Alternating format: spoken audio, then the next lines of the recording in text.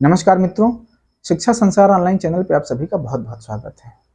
मित्रों, आप सभी जानते हैं कि इस चैनल के माध्यम से हम शिक्षा जगत से जुड़े विभिन्न प्रतियोगी परीक्षाओं को लेकर बातचीत आपसे समय समय पर करते रहते हैं। इधर जब से नेट जेआरएफ का रिजल्ट आया है, हमारे कुछ परिचित और मित्र इत्यादि फ़ोन पर उन्होंने बातचीत किया और कहा कि नेट जेआरएफ को लेकर के एक बातचीत आप जो है अपने चैनल के माध्यम से करिए। तो आज बेसिकली हम नेट जेआरएफ क्या होता है, इसको कैसे पास करना है और इसको पास करने के क्या एडवांटेज हैं, इन सारे टॉपिक पे बहुत बेसिक ढंग से बातचीत करेंगे। आसानी से जो है इस विषय को हम समझेंगे। मित्रों, इस विषय पे बातचीत करने के लिए मैं इसलिए भी सहज महसूस कर रहा हूँ क्योंकि आपको बता दूं कि एमए के दौरान ही जब मैं एमए कर रहा था उसी समय मेरा जेआरएफ क्वालिफाई हो गया था। इसलिए भी मुझे लगता है कि मैं इस टॉपिक पे अच्छे से बातचीत कर सकता हूँ। मित्रों, यूजीसी नेट के विषय में एक समग्र बातचीत करने से पहले हमें ये समझना जरूरी होगा कि यूजीसी क्या होता है, नेट क्या होता है, एनटीए क्या होता है, जेआरएफ क्या होता है। तो पहले इन सारी चीज़ों को हम समझेंगे और उसके बाद एक समग्र बातचीत हम अपनी रखेंगे। यूजीसी का मतलब है यूनिवर्सिटी ग्रांट कमीशन, अर्थात यूजीसी एक ऐसी संस्था है जिसके माध्यम से यूनिवर्सिटी और कॉलेजेस को नियंत्रित और निर्देशित किया जाता है, फंडिंग की जाती है और समय समय पर उनका मूल्यांकन करने का कार्य भी यूजीसी के द्वारा किया जाता है। नेट का मतलब है नेशनल एलिजिबिलिटी टेस्ट, अर्थात राष्ट्रीय पात्रता परीक्षा। जैसे प्राइमरी में टीचर लगने के लिए ज़रूरी है कि आप टीटी पास हों, सीबीएसई के स्कूलों, केवीएस और नवोदय इत्यादि में अध्यापक बनने के लिए ज़रूरी है कि आप सीटेट पास हों। उसी तरह से यूनिवर्सिटी और कॉलेज में असिस्टेंट प्रोफेसर की नौकरी करने के लिए, फॉर्म अप्लाई करने के लिए ज़रूरी है कि आपका नेट क्वालिफाई होना चाहिए। एनटीए का पूरा नाम होता है नेशनल टेस्टिंग एजेंसी। इसी एजेंसी के द्वारा नेट जेआरएफ का आपका एग्ज़ाम कराया जाता है। जेआरएफ का मतलब है जूनियर रिसर्च फेलोशिप, अर्थात जब आप जेआरएफ क्वालिफाई हो जाते हैं और किसी यूनिवर्सिटी में अपना एनरोलमेंट पीएचडी में करवा लेते हैं तो आपको हर महीने यूजीसी के द्वारा 35 से 40 हज़ार रुपये मिलने लगते हैं। मित्रों, अभी हमने अपनी बातचीत में ये यूजीसी, नेट, एनटीए, जेआरएफ इत्यादि के विषय में संक्षिप्त रूप से समझा। आगे आपको बता दें कि जो यूजीसी नेट का एग्जाम होता है ये ऑल इंडिया लेवल पर कराया जाता है और इस एग्जाम को ऑर्गेनाइज कराने का उत्तरदायित्व तो एनटीए के पास है। यह एग्जाम साल में 2 बार लिया जाता है, एक तो जून में और दूसरा दिसंबर में यह एग्जाम कराया जाता है।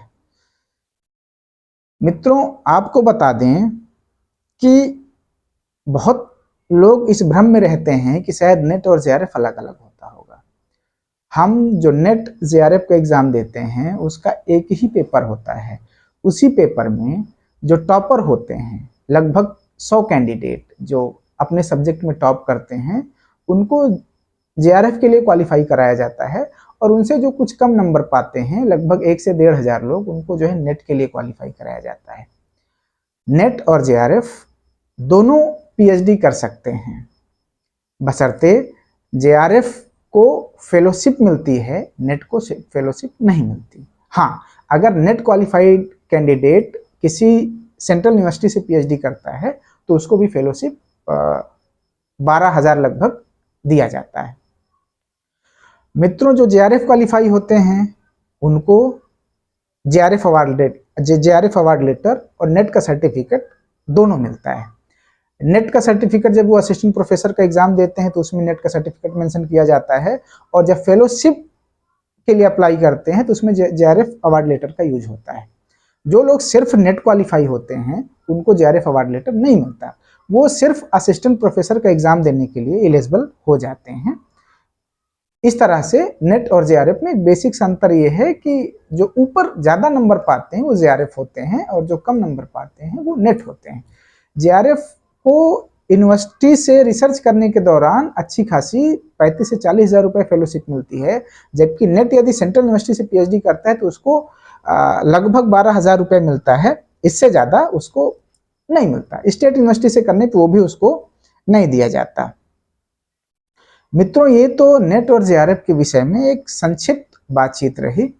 अब नेट और जेआरएफ के लिए क्या क्वालिफिकेशन निर्धारित है, कौन से लोग एलिजिबल हैं नेट और जेआरएफ एग्जाम देने के लिए, तो इसके क्वालिफिकेशन में सिर्फ इतना है कि आप जिस सब्जेक्ट से नेट जेआरएफ देना चाहते हैं उस सब्जेक्ट से आपका पीजी होना ज़रूरी है, और पीजी आपका 55% के साथ हो यदि आप जनरल कैंडिडेट हैं। जनरल कैंडिडेट के लिए पीजी 55% के साथ होना चाहिए, और यदि आप रिजर्वेशन कैटेगरी में हैं, ओबीसी हैं, एससी हैं, एसटी हैं, तो आपके लिए 50% पीजी में होना ज़रूरी है। अगर आप 50% पीजी में किसी कैटेगरी के अंतर्गत आप पाए हैं तो आप जो है नेट जेआरएफ का फॉर्म अप्लाई कर सकते हैं और आप जो है क्वालिफाई भी कर सकते हैं।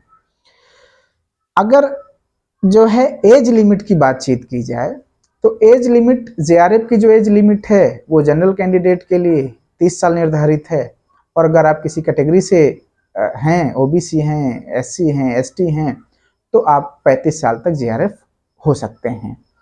नेट के लिए कोई इस तरह से एज लिमिट नहीं है, आप आजीवन जब तक चाहें आप नेट का एग्ज़ाम दे सकते हैं, और आप नेट का एग्ज़ाम देने के पश्चात आपको जो पात्रता सर्टिफिकेट मिलेगा उसके द्वारा आप असिस्टेंट प्रोफेसर का एग्ज़ाम देंगे। तो मित्रों, ये तो हुआ जो है क्वालिफिकेशन और एज लिमिट को लेकर के। अब ये है कि परीक्षा के विषय में अगर बात करें तो 2 पेपर लिए जाते हैं, हालांकि इस पर हम अलग से बातचीत करेंगे, विस्तृत बातचीत करेंगे। एक पेपर तो सीसेट टाइप का एप्टीट्यूड टेस्ट का होता है पहला पेपर, और दूसरा पेपर जो होता है वो आपके सब्जेक्ट का होता है। पहले पेपर में 50 प्रश्न पूछे जाते हैं, और जो आपका सब्जेक्ट का पेपर होता है उसमें जो है 100 प्रश्न आते हैं।